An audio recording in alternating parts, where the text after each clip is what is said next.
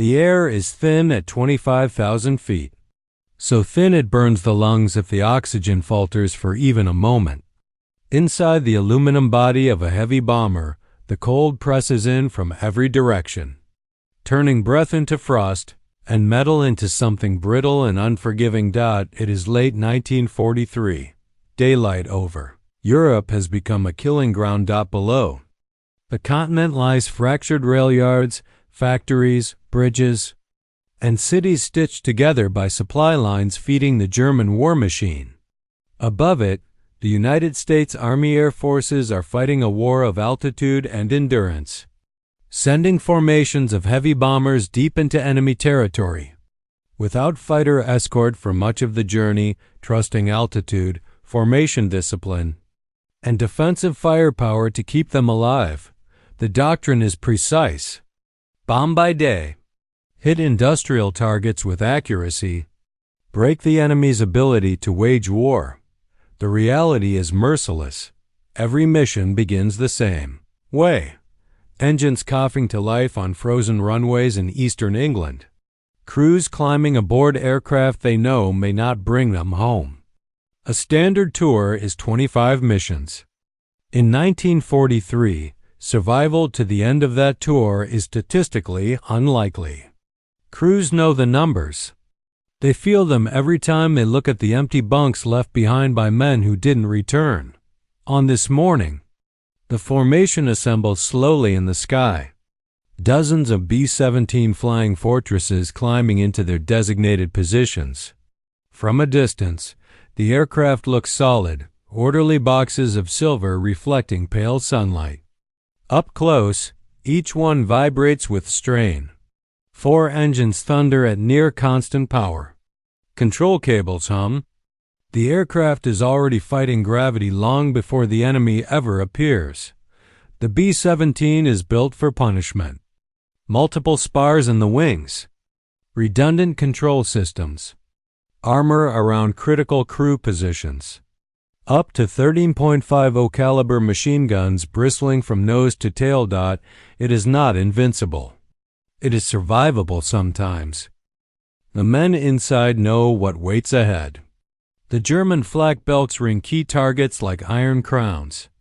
Black bursts will rise to meet them, mathematically calculated to detonate at bomber altitude. Fighters will follow Messerschmitt Bf-109s and Focke-Wulf 190s fast. Agile, deadly, flown by experienced pilots defending their own airspace. Still, the formation presses on. The mission briefing has already been absorbed and memorized. Course headings. Target photographs. Emergency procedures. Bailout altitudes. What to do if the aircraft catches fire. What to do if the landing gear won't deploy. What to do if the pilot is wounded. What no manual can fully prepare a crew for is the moment when everything starts to fail at once. As the bombers cross the coastline into occupied Europe, the atmosphere inside the aircraft changes. Conversations fade. Eyes move constantly. Gauges, sky, formation spacing. Gunners track invisible arcs where enemy fighters might appear. The radio crackles with clipped, professional voices. No one wastes words. At altitude, the cold is no longer just uncomfortable. It is invasive. Fingers stiffen inside gloves. Metal surfaces steal heat instantly. Oil pressure must be watched carefully. Engines that falter here rarely recover. Then the first flak bursts appear. They are distant at first, small black puffs, harmless looking against the pale sky. But the formation flies directly into them. The bursts grow larger, closer. Each explosion throws shards of steel outward at lethal velocity. A single hit can shear control surfaces, rupture fuel tanks, or tear through a crewman where he stands. The bomber shudders. Once, then again. Not a direct hit, yet just pressure waves slamming into the fuselage. The aircraft holds formation as doctrine demands. Breaking away alone is often a death sentence. Somewhere in this sky, dozens of aircraft are already turning back. Engines knocked out. Wings damaged. Crews wounded. Each empty space in the formation increases danger for the rest. And then the fighters arrive. They come out of the sun, out of cloud layers, out of blind spots beneath and behind the formation. They fire in short, precise bursts, aiming for engines, cockpits, wing roots. The defensive guns answer immediately, filling the air with intersecting streams of tracer fire. This is the environment in which survival becomes a calculation measured in seconds and inches. Inside one particular bomber still holding formation, still pressing forward, the first bullets strike home. Metal screams. The aircraft jerks violently as rounds punch through skin, frames, control lines. Warning lights flash. Gauges begin to behave strangely. Damage is expected. Some damage is survivable. What happens next is not, because this aircraft will not be hit once or twice or even a dozen times. Over the course of a single mission, it will absorb a level of punishment that defies probability, hundreds of bullet impacts tearing through wings, fuselage, and tail. Enough damage that, on the ground, engineers will struggle to understand how it stayed airborne at all. At the controls sits a pilot who will face a choice few ever do. Whether survival ends the fight or demands that it continue, and that choice begins forming now, as the bomber flies deeper into the most hostile sky on Earth. The formation tightens as it approaches the target corridor. Altitude is steady. Airspeed holds. Engines roar in a disciplined, synchronized rhythm. From the cockpit, the world appears almost calm, an illusion created by training and repetition. But the sky ahead is already marked. Flak thickens without warning. The bursts are no longer scattered. They are precise, calculated, timed to the formation's altitude and speed. Black clouds blossom directly in the bomber stream, each one expanding into a violent sphere of steel fragments. The aircraft shudders as shock waves hammer the fuselage. Rivets snap. Panels buckle. The smell of burned metal seeps into the cabin. Then comes the first true impact. A sharp, concussive blow slams into the left wing. The bomber lurches. An engine coughs, then steadies, but its temperature needle begins to climb. Inside the aircraft, a gunner reports structural damage. Another calls out a hydraulic pressure drop. The pilot acknowledges both without raising his voice. He has learned that panic wastes oxygen. The fighters return in waves. They do not linger. They slash through the formation, firing concentrated bursts before breaking away, trusting speed and gravity to carry them clear of return fire. Tracer rounds streak past the cockpit windows. Some miss by feet. Others do not miss at all. Bullets tear through the nose section. Plexiglass shatters outward. Wind howls into the aircraft with explosive force.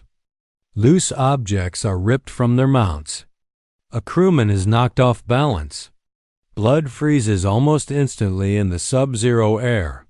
The bomber begins to lag. Formation discipline demands it stay in position, but damage is accumulating faster than corrections can compensate. Control inputs feel heavier now, sluggish. The aircraft responds, but reluctantly, like a wounded animal refusing to fall. Another burst hits, this time from below. Rounds punch up through the belly of the aircraft, shredding internal wiring and oxygen lines. Warning lights bloom across the instrument panel. One engine loses oil pressure entirely. The propeller begins to windmill uselessly, adding drag instead of thrust. The pilot orders the engine feathered. The action is automatic, drilled into muscle memory. One less engine means less power, but flying on 3 is still possible.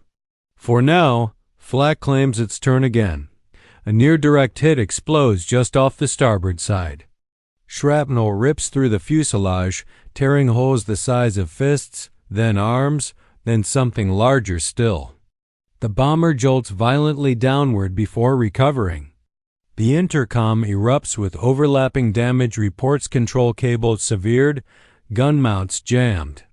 Electrical failures spreading through the aircraft like a disease, and still, the mission clock keeps ticking.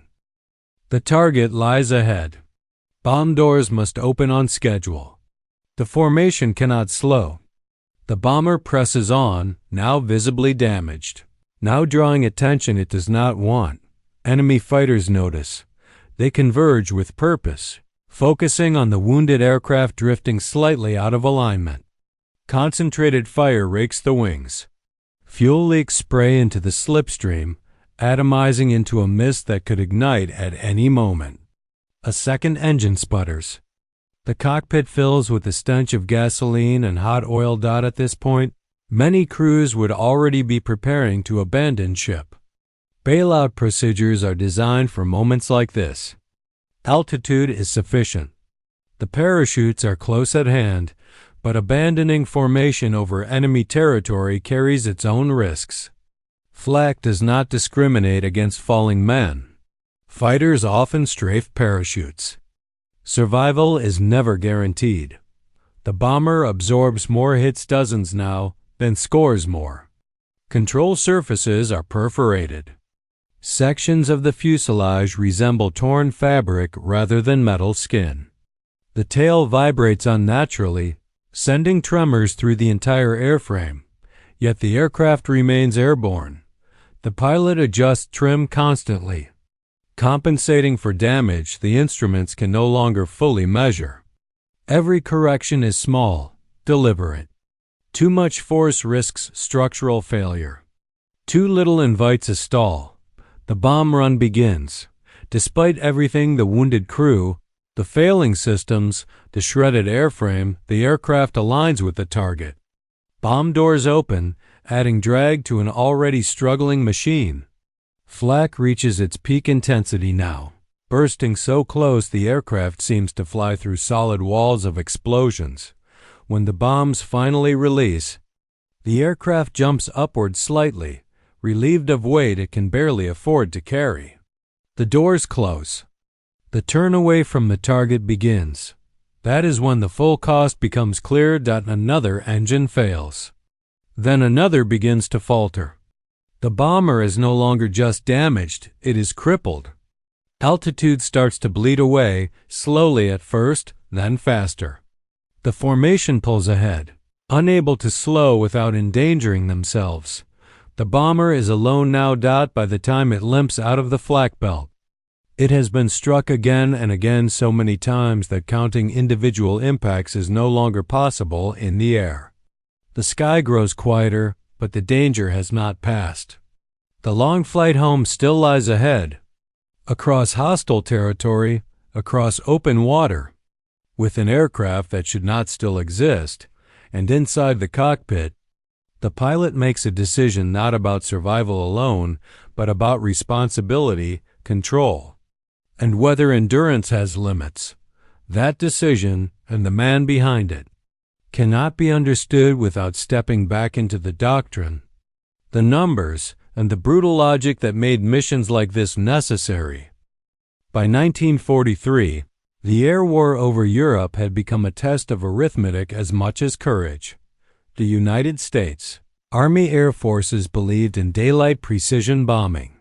The theory was clear and rational: fly high, fly tight, and strike specific industrial targets, ball-bearing factories, aircraft plants, oil refineries with accuracy that night bombing could not match.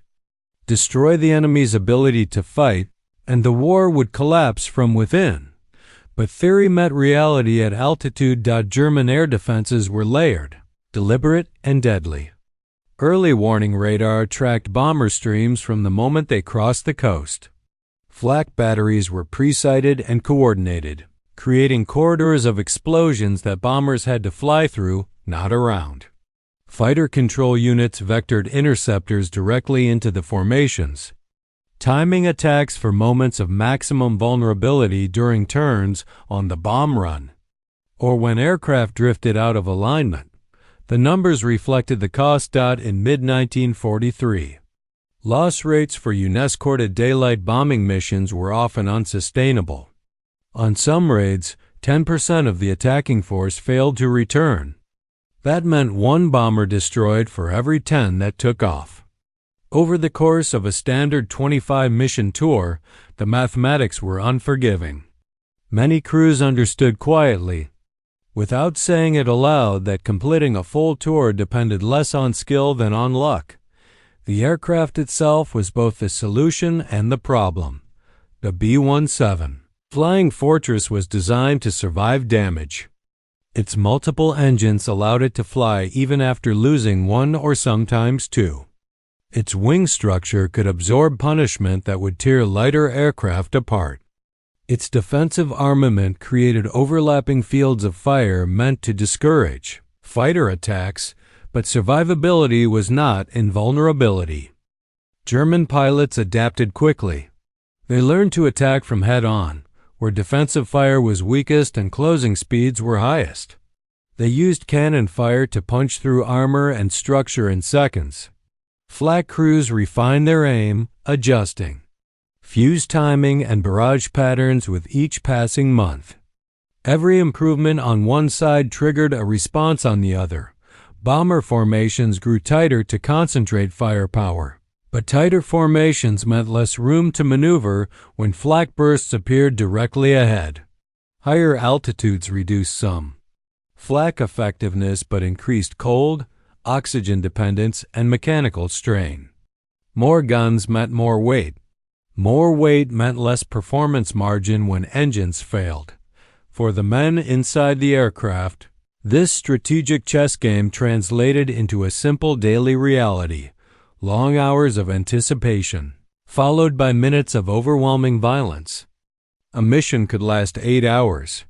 Combat might occupy only 20 minutes of that time, but those minutes decided everything.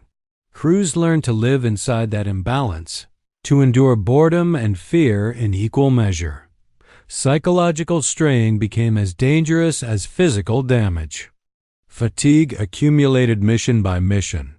Sleep came in fragments. Faces aged quickly. Some men developed visible tremors. Others grew quiet.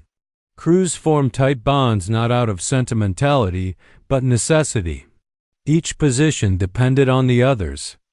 If one man failed, froze, panicked, hesitated, the aircraft might not survive. Commanders understood the cost and accepted it. The bombing campaign was not optional. It was a cornerstone of Allied strategy. Each mission pressed deeper into Germany. Each loss measured against factories destroyed and production delayed. Success was counted in tonnage dropped and targets hit, not in aircraft that limped home full of holes. Within this system, survival often appeared random.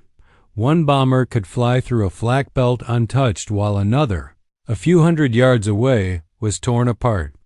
One crew could complete a tour with minimal damage. Another could be nearly destroyed on its first mission.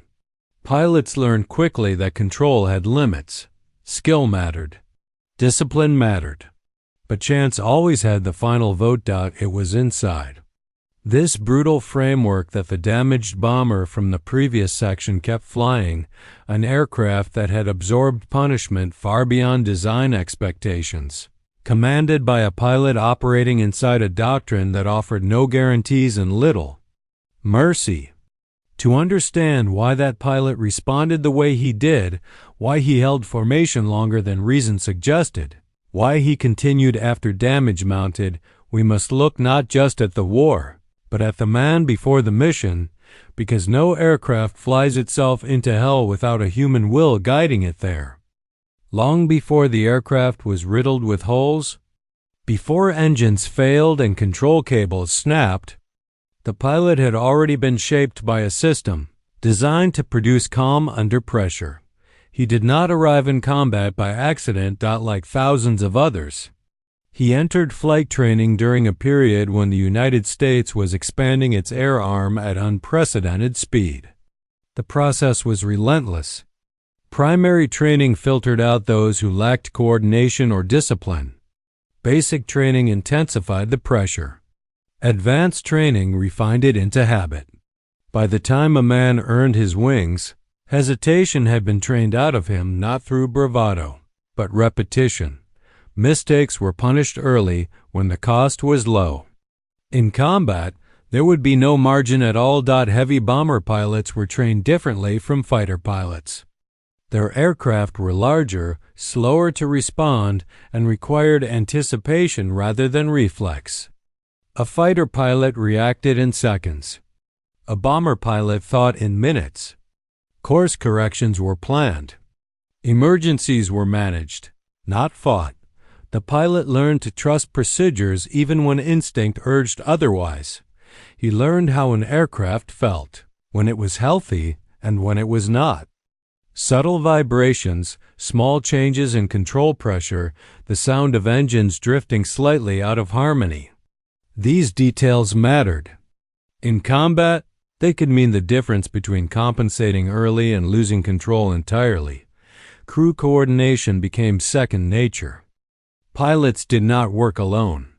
They depended on co-pilots to share the burden, engineers to monitor engines, navigators to keep the aircraft on course through cloud and flak, bombardiers to guide the final run, and gunners to defend every vulnerable angle.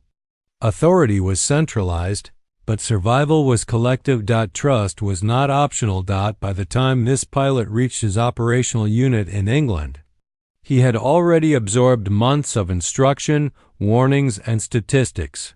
He knew how many crews failed to return. He knew how many aircraft were written off as combat losses.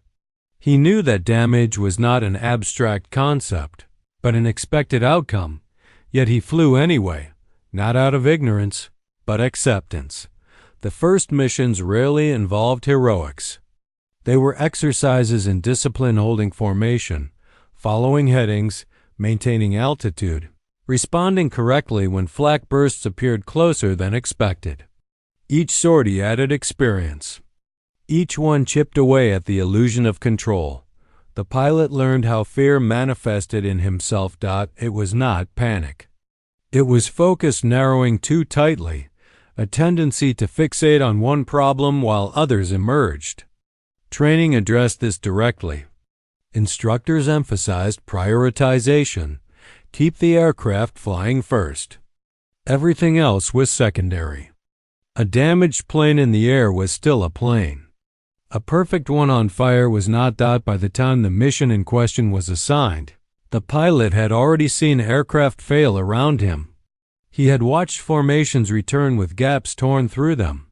He had listened to roll calls where familiar names were not answered. These experiences hardened decision-making. They taught him that abandoning an aircraft too early could be as fatal as staying too long. That many damaged bombers had been written off by enemy pilots assumed destroyed only to stagger back across the Channel hours. Later. The mission briefing that morning did not feel unique. The target was important, well-defended, and distant. Weather forecasts were marginal. Enemy fighter activity was expected to be heavy. None of this was surprising. The pilot absorbed the information, asked routine questions, and committed it to memory. What he could not know was the scale of damage his aircraft would soon endure. When the engines warmed on the runway, and the bomber lifted into the English sky, he was not thinking about survival statistics or future decisions. He was thinking about formation position, climb rate, and fuel consumption. The immediate replaced the abstract. That mindset practical, contained. Procedural would soon be tested beyond anything training manuals envisioned. Because when bullets began tearing through aluminum and systems failed faster than they could be corrected, survival would depend not on heroism, but on how deeply discipline had been carved into instinct. And once the damage accumulated past any reasonable threshold, once the aircraft crossed into territory where survival should no longer have been possible, the pilot would face the defining moment of the mission, not during the attack itself, but afterward, the choice to keep flying, and later, the choice to return. Those choices cannot be separated from the man he had already become. Inside the crippled bomber, time no longer behaves normally. Seconds stretch. Minutes compress. The mind prioritizes survival by narrowing attention to what can be controlled. For the pilot, this means hands on the yoke, eyes moving constantly between instruments and horizon, ears tuned to engine rhythm and intercom reports. Fear is present, but it is managed. The human body responds automatically to threat heart rate increases. Adrenaline floods the system, peripheral vision narrows. Training exists to counter these effects, to force deliberate action when instinct urges haste. The pilot breathes steadily through the oxygen mask, resisting the urge to rush corrections that could overstress already damaged structures. Around him, the crew experiences the battle differently. Gunners track targets that appear and vanish in seconds. Each burst of fire is a decision made under pressure. Ammunition conserved because reloads are slow and jams are common. The navigator fights disorientation as landmarks disappear beneath cloud and smoke. The engineer juggles failing systems, trying to keep engines producing power without tearing themselves apart. Pain becomes a variable. Injuries occur abruptly. Shrapnel, flying debris, blunt force impacts as the aircraft jolts. Wounds bleed, then freeze. Crew members continue working because stopping feels more dangerous than pressing on. There is no room for panic, but there is also no illusion of safety. The pilot absorbs this information through short, functional reports. He cannot see most of the damage.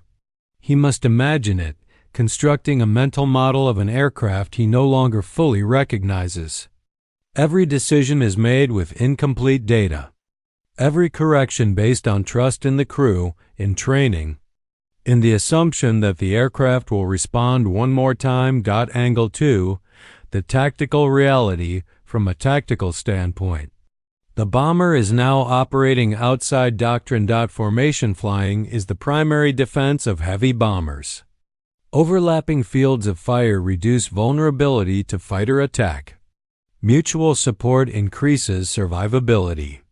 Alone, a bomber becomes a target rather than a participant. Once the aircraft falls behind, its options narrow sharply. Turning back early risks crossing flak belts alone. Pressing forward risks further damage without the protection of the formation. Climbing is impossible with failing engines.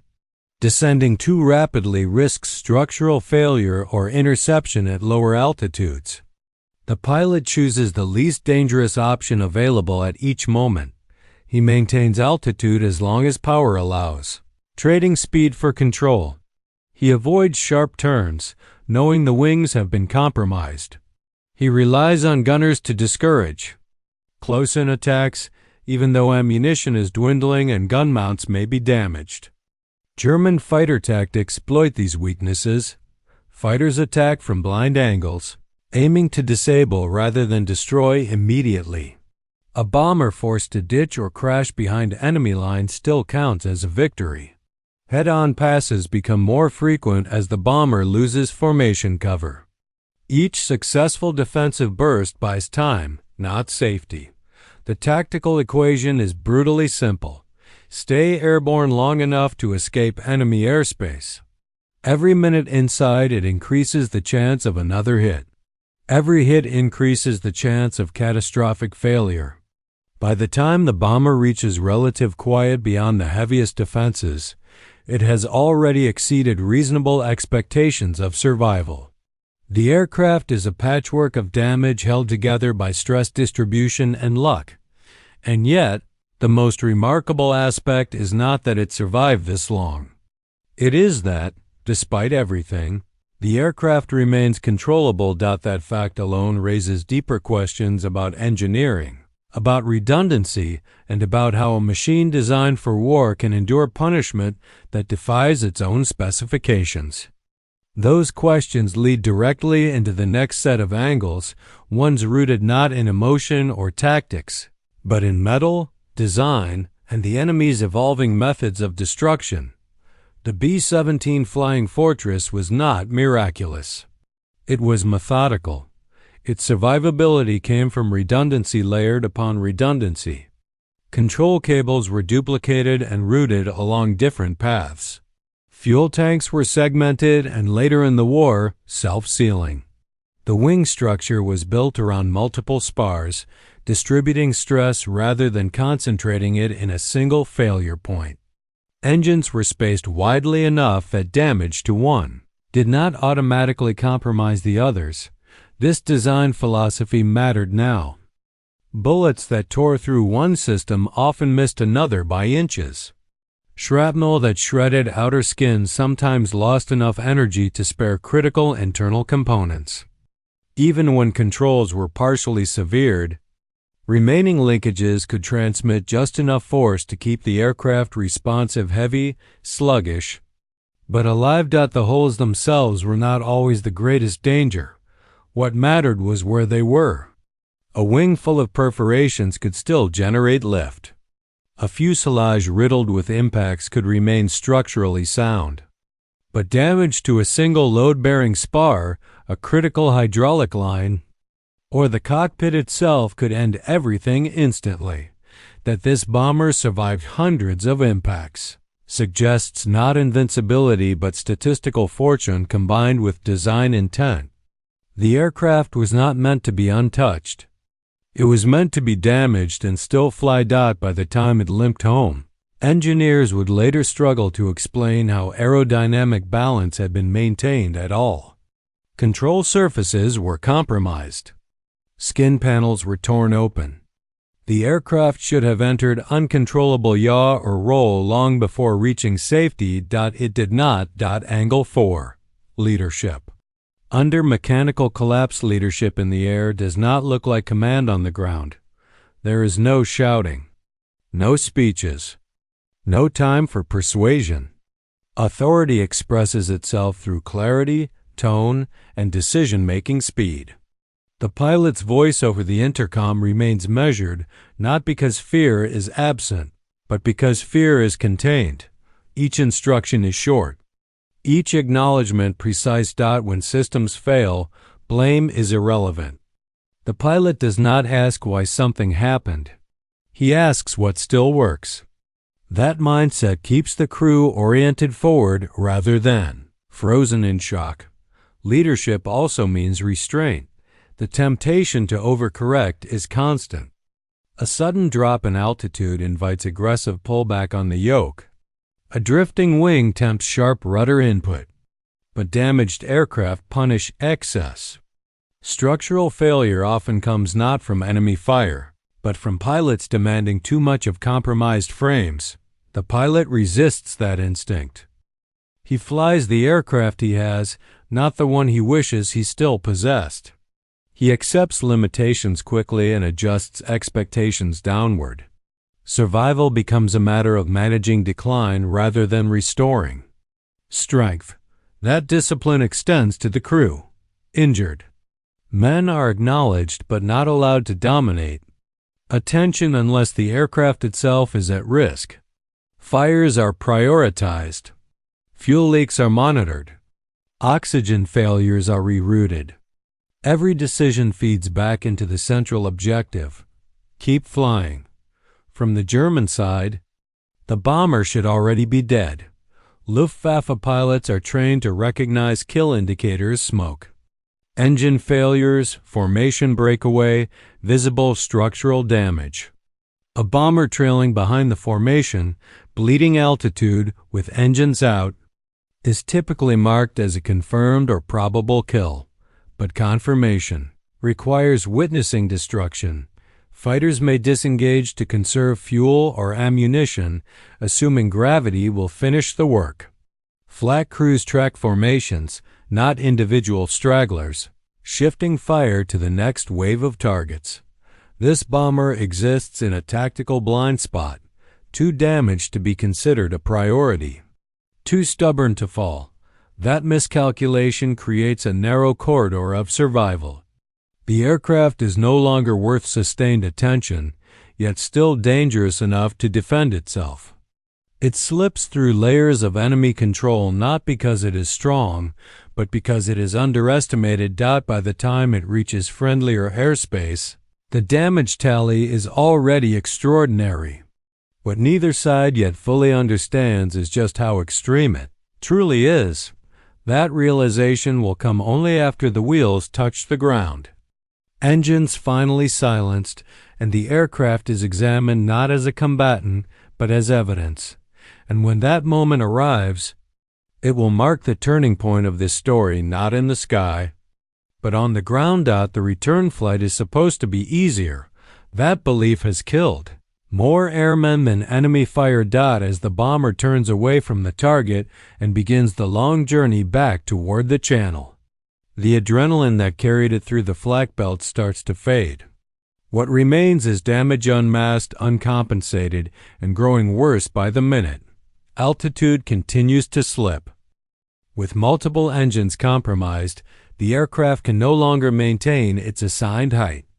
The pilot trims constantly, fighting an invisible tug-of-war between lift and gravity. Every 1,000 feet lost reduces fuel efficiency and increases vulnerability. Every attempt to climb risks overstressing wings, already torn open by gunfire. The cockpit instruments tell a grim story. Oil pressure fluctuates unpredictably. Electrical systems blink in and out as damaged wiring shorts against bare metal. The artificial horizon wavers, no longer entirely trustworthy. Outside, the slipstream howls through jagged holes in the fuselage, filling the aircraft with a continuous, exhausting roar. The crew feels the aircraft sag, not dramatically, not all at once, but steadily. The engineer reports rising temperatures in an engine that should have been shut down minutes ago. It is still producing power, but at the cost of internal damage that could seize it without warning. The pilot weighs the risk. Shutting it down now might remove what little thrust remains. Leaving it running could end in fire. He leaves it running. This is the essence of the breaking point. Every choice carries consequences that cannot be calculated fully, only judged. Enemy fighters reappear intermittently, not in coordinated attacks, but probing passes single aircraft, testing the bomber's defenses, looking for signs of imminent collapse. Gunners respond when they can. Ammunition belts run low. One turret jams completely, frozen in position by structural deformation.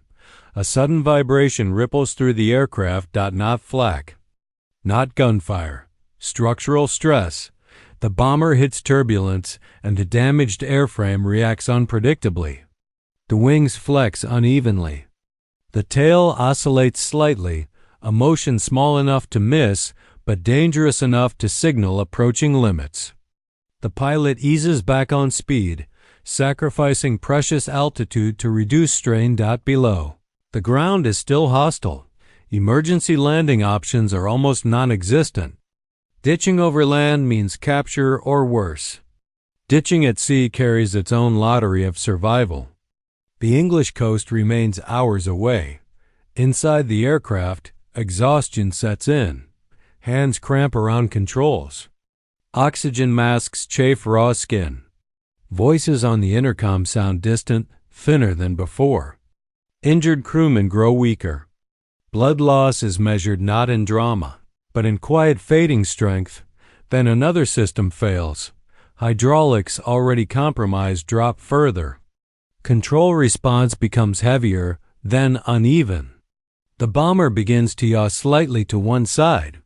The pilot counters with rudder, carefully, knowing that overcorrection could tear damaged surfaces free. For the first time, the possibility of losing control entirely becomes real. Not abstract, immediate. The pilot scans the sky. The instruments, the crew reports. He calculates silently. Altitude remaining, distance to friendly territory, engine output, structural integrity. There is no longer a good outcome, only acceptable ones.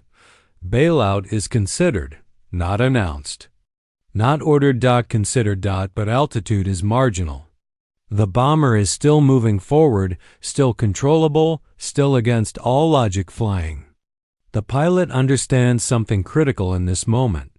Once the aircraft is abandoned, its fate is sealed. As long as it is flown, there remains a chance.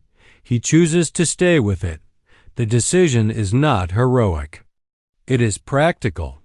A damaged aircraft under control is safer than parachutes scattered over enemy territory. Minute by minute, the bomber limps westward. Every mile gained is a small victory. Every system that holds together for another cycle defies expectation. When the coastline finally appears beneath broken cloud, there is no celebration, only concentration. Crossing into friendlier airspace does not heal damage. It merely changes who is trying to kill you. And the aircraft is not done testing its limits. Yet, because the most dangerous phase still lies ahead, the landing when a handom. Machine held together by compromised metal and exhausted. Men must obey physics one final time. That moment will decide whether survival becomes fact or footnote. The English coastline slides beneath the bomber like a promise that refuses to be trusted. Reaching friendly airspace does not end danger, it concentrates it.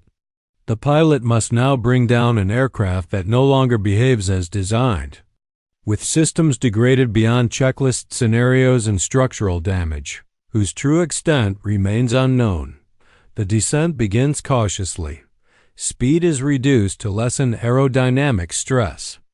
Altitude is traded slowly, deliberately. Every change in power setting produces an unpredictable response.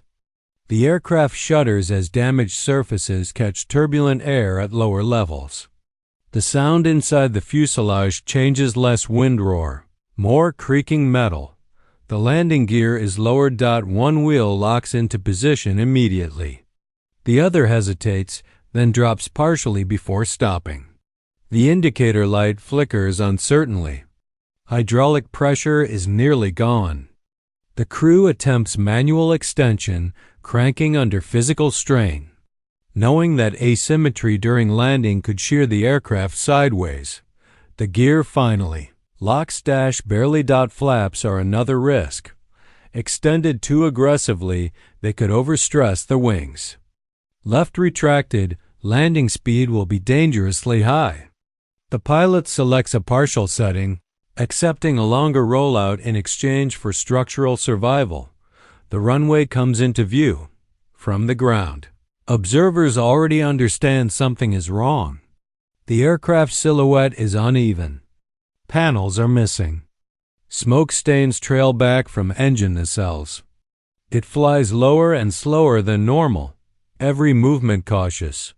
Inside the cockpit, there is no room left for error. The pilot aligns with the runway centerline, fighting crosswinds that the damaged tail struggles to counter. Control inputs are minimal, almost gentle. The bomber responds sluggishly, but it responds at the last moment. Another engine sputters. The pilot resists the instinct to add power. Acceleration might destabilize the aircraft. He commits fully to the landing, knowing that hesitation now would be fatal. The wheels touch, not smoothly, not evenly. The aircraft slams down harder than intended, metal groaning as weight transfers abruptly onto damaged landing gear. Tires screech. The bomber veers slightly before the pilot corrects with rudder and brakes carefully. Incrementally, the aircraft rolls slower when it finally stops. There is a moment of silence so complete it feels artificial. Engines are cut. The roar fades into ticking metal and escaping steam. Oxygen masks come off. Breath returns to lungs that have been working under deficit for hours. The crew does not cheer. They sit. They process. Only after ground crews approach does the full scope of survival reveal itself. As maintenance personnel circle the aircraft, their expressions change. They count holes out of habit at first, then stop counting. Wings are perforated end to end. The fuselage is shredded. Control surfaces resemble sieves more than aerodynamic structures. One engine cowling is barely attached. Later assessments will estimate nearly 200 bullet and shrapnel impacts across the airframe. Some missed fuel tanks by inches. Some passed between crew positions by less. Several struck load-bearing components without causing immediate failure. The aircraft should not have landed. By structural models and combat experience, it should not have crossed the channel at all. Yet here it stands, mute proof that survivability is sometimes defined not by strength, but by the narrow margin between catastrophe and endurance. For the pilot, the moment is not triumphant. It is sobering, because survival now raises a question that will not go away, one that has nothing to do with physics or engineering, and everything to do with choice. Does surviving the impossible end your duty, or redefine it? That question will shape what happens next, after the adrenaline fades, after the reports are filed, and after the aircraft is either repaired or scrapped. The war does not pause to admire survival stories. It demands more. Once the engines are silent and the crew disperses, the aircraft becomes something else entirely. It is no longer a weapon. It is evidence. Maintenance crews move in first, methodical and quiet. They have seen damaged bombers before, many of them, but this one stops them in their tracks. The initial walk-around reveals destruction that feels excessive even by 1943 standards. Entire panels are missing. Control cables hang exposed. The wings look less like engineered surfaces and more like torn fabric, stretched over spars. Counting the damage becomes difficult, not because it is subtle, but because there is so much of it. Bullet holes overlap. Shrapnel scars intersect. Some impacts are clean, circular punctures. Others are jagged tears where metal failed under stress. Several rounds have passed completely through the aircraft, entering one side and exiting the other without losing lethal energy. The inspection moves inward.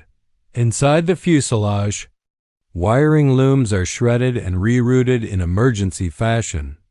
Oxygen lines show multiple ruptures, temporarily sealed during flight to prevent total system collapse. Hydraulic fluid coats interior surfaces where pressure was lost and regained unevenly.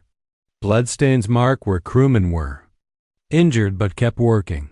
The wings tell the most alarming story. Load-bearing spars critical to keeping the aircraft intact show impact marks that should have compromised them. In at least one place, a fragment has gouged into a spar without fully severing it. A few inches deeper, and the wing might have folded under stress. Engine nacelles reveal cascading failures narrowly. Avoided. One engine shows signs of internal damage severe, enough that continued operation bordered on reckless, but shutting it down earlier might have doomed the aircraft. Another bears evidence of fuel line punctures that somehow did not ignite, despite heat, friction, and oxygen-rich air rushing past at hundreds of miles per hour. The tail section, responsible for stability, is riddled with impacts. Control cables there are partially severed, frayed to the point where engineers struggle to understand how sufficient control authority remained. The aircraft's ability to resist yaw and roll during landing now appears less like design and more like improbability. When the final tally is made, the number is staggering. Close to 200 bullet and shrapnel holes distributed across every major structural and control area of the aircraft, not clustered in one place, not isolated to non-critical zones, spread everywhere that mattered. The official reports are restrained. They do not speak in superlatives. They note damage, systems affected, and recommended disposition of the airframe. Whether the aircraft will be repaired or written off is a matter of resources and necessity. Wartime pragmatism leaves little room for sentiment. But among the men who examine it, the reaction is unmistakable. This aircraft should not have returned. The crew's injuries are catalogued next. Some are serious. Others will heal quickly.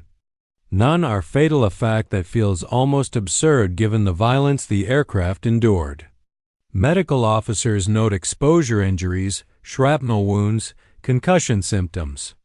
The crew is grounded temporarily, ordered to rest, recover, and submit reports. And now, with the adrenaline gone, reality begins to settle. Survival invites scrutiny. Commanders want to know how decisions were made, why the aircraft stayed with the formation as long as it did, how systems were managed after damage cascaded. The pilot answers calmly, factually, without embellishment. There is no attempt to frame actions as exceptional. He describes what worked, what failed, what remained controllable. In doing so, he reinforces a truth the air war has been teaching painfully for years. Success is rarely clean, and survival is often a byproduct, rather than an objective. But the most consequential question is not written in any report. It lingers instead, unspoken, unresolved. What happens now? Because in a war measured by attrition, survival does not always earn relief. Sometimes it earns expectation, and sometimes it demands a choice that no damage assessment can answer. That choice will define the final act of this story. Recovery begins quietly. There is no ceremony, no announcement that marks the transition from survival back to routine. The pilot spends days on the ground while injuries are assessed and fatigue drains from his body. Sleep comes unevenly. The noise of engines lingers in memory, replaying moments when gauges dipped and vibrations signaled impending failure. The aircraft, meanwhile, is no longer his concern. Whether it is repaired or cannibalized for parts makes little difference to the system. What matters now is the man who flew it. Experience, especially under extreme conditions, is a resource the air war cannot afford to waste. Command expectations are unspoken, but clear. There is no pressure delivered through threats or speeches. Orders are written plainly. Once cleared medically, the pilot is eligible to fly again. His tour is not complete. The mission count has not reset. Survival has not shortened the road ahead. This is how the system functions. Crews who return from damaged aircraft are often treated as proof that doctrine works. The aircraft endured. The crew followed procedure. The mission was completed. In the arithmetic of war, this validates the strategy rather than questioning it. For the pilot, the calculus is different. He now knows intimately how thin the margin truly is. He has felt the aircraft cross from damage to nearly unmanageable. He has heard the sound of metal flexing beyond comfort. He understands that luck played a role no training could control. The option to step aside exists. In theory, medical grounding could be extended. Non-flying duties could be requested. Many men choose that path after similar experiences, and few would judge them for it. Combat fatigue is real, and command understands it within limits, but stepping aside carries its own weight. Crews are bonded by shared risk. To leave while others continue can feel like an unspoken betrayal, even when justified. The pilot knows that his crew will soon be assigned to another aircraft. Another mission, another set of odds. If he does not return, someone else will take his seat. That knowledge matters. When the clearance comes, it is routine. The pilot signs the paperwork. He attends the briefing. He studies the maps. The target is different. The risks are familiar. The room is filled with men who have not yet faced what he has, and some who have not. No one asks him why he is back. The first return flight is tense. Every vibration feels suspect. Every fluctuation in engine sound draws attention. The mind searches constantly for signs of impending failure. This hypervigilance fades only gradually, replaced by a steadier awareness shaped by experience rather than fear. He flies differently now, not recklessly, not cautiously, precisely.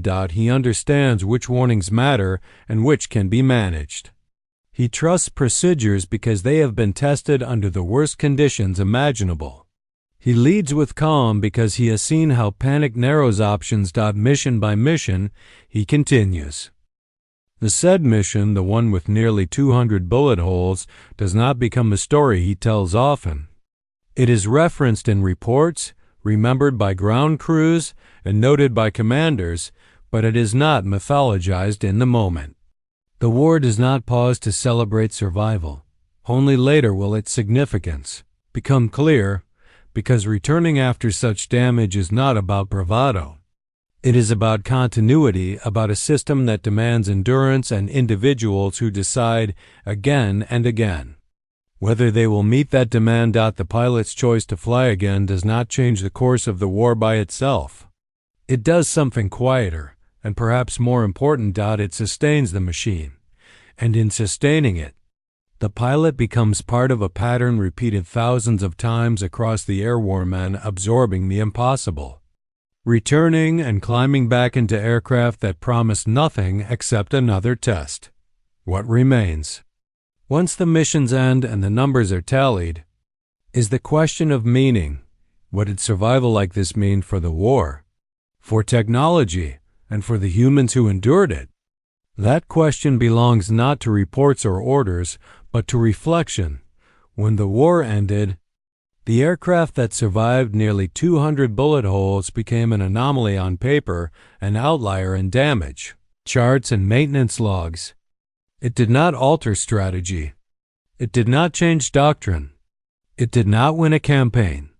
Yet its meaning runs deeper than statistics ever could. This story is not about an invincible machine. It is about margins. The air war over Europe was fought inside narrow tolerances of metal strength, human endurance, and probability. The B-17 was not designed to be untouched. It was designed to fail slowly, to give its crew time to adapt, decide, and survive. That philosophy would echo forward into every generation of military aviation that followed. But machines do not choose to endure. People do. Inside that bomber, survival was not the result of a single heroic act, but of dozens of disciplined decisions made under pressure. Small corrections, restrained inputs, clear communication, leadership expressed not through force, but through steadiness when collapse seemed inevitable. The pilot who brought that aircraft home did not defeat physics. He respected it, working within its limits long enough to reach safety. When he chose to fly again, he did not do so because he believed himself invulnerable. He did it because the war demanded continuity, and because experience, once earned, carried responsibility. World War II was filled with stories like this, most never recorded in detail, many ending without witnesses. What makes this one endure is not the number of bullet holes, but what they represent. The thin line between destruction and survival in an age of industrialized war. In the end, the bomber did what it was built to do. And the man inside it did what history asked of him, not to be fearless, not to be legendary, but to return, again and again, into a sky that offered no mercy and still bring something human back with him.